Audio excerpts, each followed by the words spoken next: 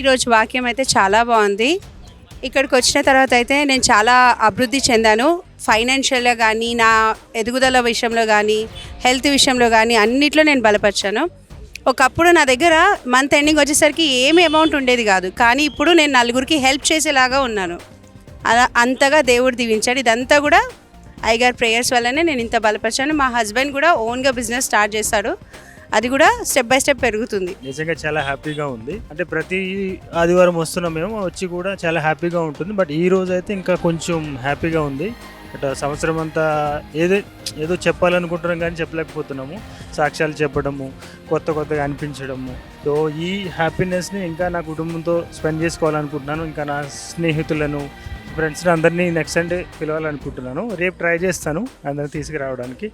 And వాక్యం చాలా బాగుంది అండ్ మేము చాలా సంతోషంగా ఉన్నాం ఇప్పుడు. Thank you so much. ఈరోజు నూతనంగా అంటే మేము 3 years నుంచి చర్చికి వస్తున్నాము. మా జీవితంలో ఈ 23లో చేసిన చిన్న పొరపాటైనా ఈ లోకంలో మళ్ళీ తిరిగి ఇంత సాక్రమెంట్ తీసుకుని మళ్ళీ అప్పుడప్పుడు చేస్తున్న తప్పులన్నీ ఒప్పుకోవడానికి ఒక మంచి అవకాశం దొరికింది. ఈరోజు అయ్యగారు చెప్పిన వాక్యం ద్వారా మేము కట్టడాలు అంటే మా యొక్క నూతన జీవితంలో ఒక స్టెప్, ఒక మాదిరిగా ఉండాలని మేము నిర్ణయించుకున్నాము. ఈరోజు చెప్పిన వాక్యము అభిషేకంతో మేము వెళ్తున్నాము. వాగ్దానం కూడా ఎత్తి పట్టుకొని ప్రార్థించుకున్నాము. ఇలాంటి సంవత్సరాలు కొత్తగా మా ద్వారా ఇంకొక నలుగురు నడిపించాలని మేము కోరుకుంటున్నాము. దేవుడు నిజంగా నాతో మాట్లాడడం, మా కుటుంబంతో మాట్లాడడం, నిజంగా ఇలాంటి దైవ సేవకులతో వాక్యం వినడం మాకు ఎంతో అదృష్టంగా ఉంది. దేవుని ఏర్పాట్లో ఉంటే తప్ప ఇలాంటి వాక్యం దొరకదని మేము భావిస్తాం. ఇప్పుడే 1 సంవత్సరం నుంచి వస్తున్నాము. మరి నిజంగానే మరి దైవదాసులు చెప్పేది మాకు రియల్గా మా రియల్ లైఫ్లో దాన్ని మేము రిసీవ్ చేసుకుంటున్నాము. చాలా బలపడ్డాము. అందుని బట్టి దేవునికి వందనాలు. మేము ప్రతి వారం వస్తూ ఉంటాము దేవుని సన్నిధికి. వాక్యం ద్వారా మేము ఎంతగానో బలపడుతున్నాము.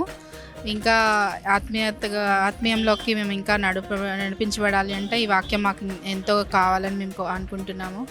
థ్యాంక్ యూ పాస్టర్ గారు. ఆత్మీయంగా చాలా లోతైన మర్మాలు చెప్పారు. దేవుని దీవెనలు పొందుకోవాలంటే మనం ఏ విధంగా నడవాలి, ఏ విధంగా ఆయనకి ఇష్టలుగా ఉంటే ఆయన తల వాగ్దానాలను మనకి నెరవేర్స్తారు. మన ముందు ఆప్షన్ మన మీద విడిచిపెట్టాడు. ఆయనకు అనుకూలంగా ఉంటే ఆయన దాచి ఉంచిన మేలులన్నీ మనం పొందుకోవడానికి మనం అర్హులమని చెప్పారు. దాన్ని బట్టి ఎంతగానో బలపడుతున్నాం. దేవునికే మహిమ, ఘనత, ప్రభావం చెల్లిన గాక. ఆమె మన వాగ్దానాలు ఏమున్నాయో అవి నెరవేర్పు కోసం దేవుడు మనతోనే మాట్లాడినట్టు అనిపించింది. ఈ నూతన సంవత్సరంలో దేవుడు ఏవైతే మాటలు మాట్లాడో అవి మన అందరి పట్ల నెరవేర్పు జరగాలని ఆశిస్తూ అందరికి ఇష్యూ. చాలా బాగుంది వాక్యము. అంటే ఎక్కడికి వెళ్ళినా ఇట్లాంటి వాక్యం దొరకదు. ప్రతి సండే మేము ఇక్కడికి వస్తాము. ఎంత అభిషేకించబడుతున్నామంటే అంత అభిషేకించబడుతున్నాం మేము. చాలా బాగుంది ఈరోజు మెసేజ్ అయితే ఇంకా చాలా బాగానే ఉంది. ఇక్కడ వెంకట ప్రతి సంవత్సరం వస్తుంటాము. ఇక్కడ అన్నయ్య గారికి వచ్చిన సందే రక్షణ పొందినాను. ఇక్కడనే మారు మనసు పొందినాను. అద్భుత కార్యాలు ఇక్కడ మంచిగా జరుగుతాయి. అభిషేకం ఉంది అయ్యగారిది, మంచిగా జరుగుతుంది ఇక్కడ వాక్యం. ఇలా మీరు కూడా మన దైవజనులు డాక్టర్ పి ఐజాక్ గారి ద్వారా ప్రతి ఆదివారము శ్రేష్టమైన వాక్యములతో, శక్తివంతమైన ఆరాధనతో, ఆశీర్వాదములతో, మనసు నిండా ఆనంద బాష్పాలతో మన పరలోకనేస్తం మందిరంలో అనుభవించాలనేదే మన దైవజనుల యొక్క కోరిక.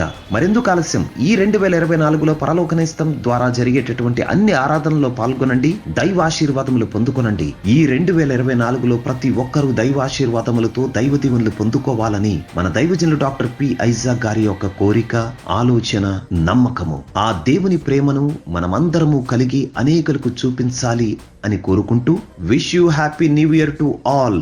దేవునికే మహిమ కలుగునుగాక.